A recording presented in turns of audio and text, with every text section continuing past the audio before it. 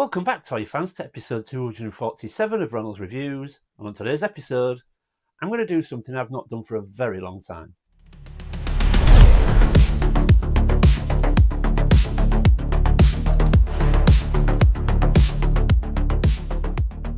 Welcome back, everyone. Now, like I said in the intro, today I'm going to do something that I've not done for a very long time. Now, if you follow me and you follow the channel closely, you may know that a few years ago, the background behind me didn't always look like this. I am a very, very passionate collector when it comes to 1.1 scale Star Wars helmets, and the setup I had behind me was my Detolf cabinets with all my helmets inside, and I absolutely loved that setup. But it became apparent very quickly that it just took up too much room, and I realised that if I got rid of the cabinets and shelved the back wall out, I could get a lot more on display, get a lot more into collection room, and it just made sense to change the setup. Sadly, that meant my helmets got relegated back into their boxes and up on the top shelf where you can't really see them, and I've only got enough space to sort of put out a handful of helmets, which is a real shame, but it was essential for the room. Now, the reason why also you haven't seen me do any unboxings of any Star Wars helmets recently is because Hasbro have largely been releasing ones that just don't interest me. They generally release helmets at the moment for the more modern Star Wars line, so for example, the live action series.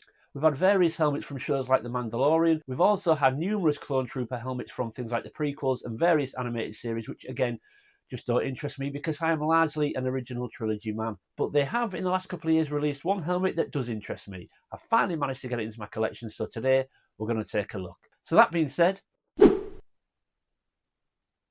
let's get into this. Okay folks, here we go. So let's start with the box. So Hasbro are still using these 5-sided boxes, not the 4-sided black and red boxes we used to get when the line started. These are really nice boxes. I do like the angled piece at the side, which we will take a look at in a second. So we've got a nice plain black box. We've got a nice image of the helmet on the front there with the green detailing. So I guess they went with the green detailing because obviously we see the Biker Scouts on the Forest Moon of Endor, so green is quite in keeping with this helmet, so that's quite a nice choice. And it states there at the bottom, Scout Trooper Premium Electronic Helmet, or Biker Scout as we know it better.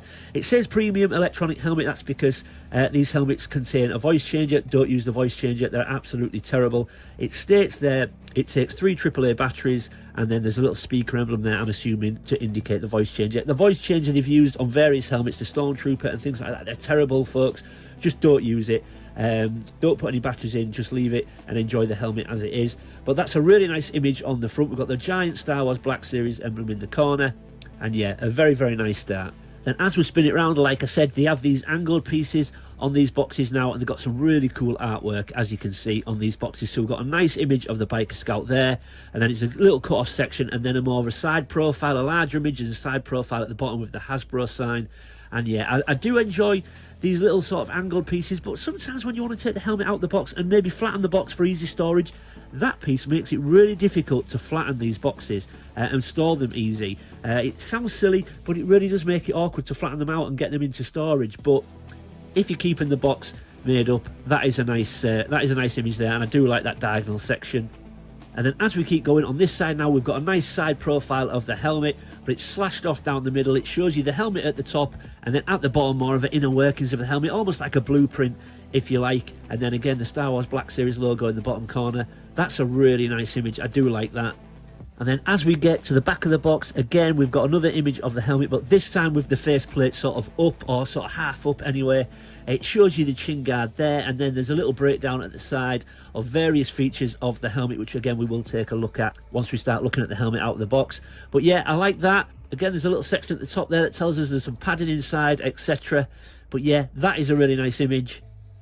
And then on the final side of the box, there's a lovely head-on image of the Biker Scout helmet. That looks fantastic. And then a few smaller pictures at the side. Again, a little breakdown of the helmet, like a blueprint once again. And then it's showing you the faceplate lifting at the top. But I love that head-on image. That looks really cool.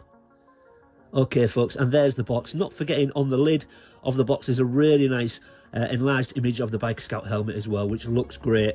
But we didn't come to look at the box. Let's get the helmet out, get it under some lights, and take a look in some more detail. And there we go, folks, out of the box, and first impressions is this thing is an absolute home run now. I've got to admit, I've got several Black Series helmets.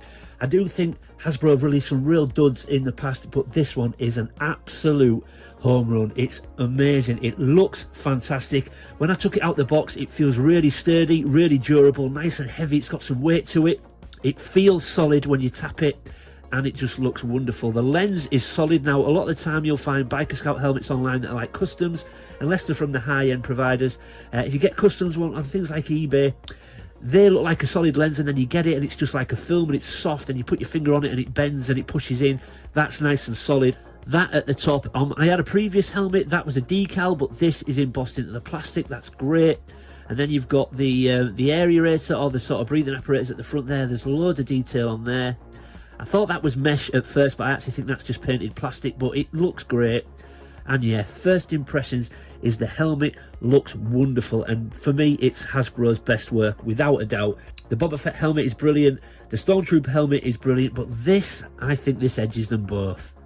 Okay folks, now I've just nudged the helmet to the side of the table, and there is a reason for that, because even though these are essentially toys, they are wonderful helmets, but the one thing I'm quite big on when it comes to buying these helmets, I want them to be accurate. And because this is a toy, you just wonder how accurate Hasbro have tried to be with the helmet. So I'm going to put a picture on the side of the screen of the screen-used helmet. So an image of Return of the Jedi, the Biker Scout when he's chasing after Luke in Return of the Jedi. Let's just take a look at them side by side and just see how accurate they are. So of course, as you can see, the shape is perfect. You've got that huge visor around the side, which I love because it's very different to any other helmets we've got in Star Wars. I'm assuming because they're flying around on their speeder bikes, that is to stop any distractions from their peripheral vision, so they can see exactly where they're going without getting any distractions coming in from the sides.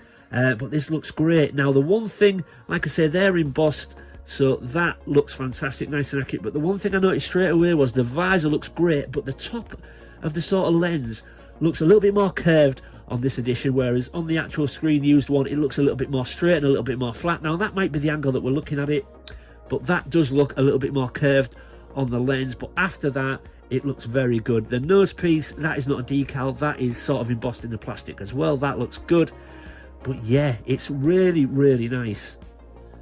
Okay, so we've now just put it onto an angle. So again, as you can see, very accurate, looks great. Now these little air intakes there, I think on the high-end ones they'll be like a mesh. That's just plastic, that's just painted black plastic. The emblem on the side is there, as you can see, that's accurate. They use that in the movie, so we've got that. That is actually nothing to do with Star Wars as far as any kind of indication of the troopers themselves. Apparently that was just a little addition that the designer of the helmet put on there, but I just think that looks really cool. But we've got that as well. And also you can see the hinge at the top, that is on the movie helmets as well. So again, very accurate, and Hasbro have done a really good job with these. Now, some of the earlier Black Series helmets from Hasbro left a little bit to be desired, but the more recent ones, I think they're really starting to really sort of perfect these helmets. And to say again, they're essentially toys and they're very, very affordable. These do not look out of place with high-end cosplay and high-end helmets.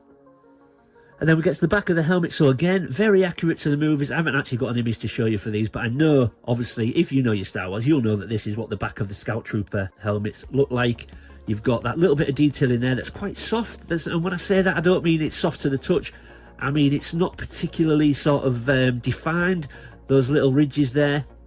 And then, of course, you've got the more defined ridges at the other side, but you can see the outline around it, and that's because that's where the batteries go. This is a clip. You just take that out, put the batteries in. Like I said, don't put any batteries in there. Don't use the voice changer. It's absolutely terrible. It does nothing really apart from make your own voice sound a bit rough. You don't sound like a Scout Trooper. But again, very accurate to the screen used helmets. So yeah, Hasbro have done a fantastic job with this. They really have. And again, obviously no emblem on this side, it's only on the other side, but you've got the hinge for the visor again. But yeah, they've done a very, very good job with these. But obviously another feature of this helmet is they look very different to anything else we've got in Star Wars. So they look very different to Stormtroopers, very different to things like TIE Fighter pilots and things like that.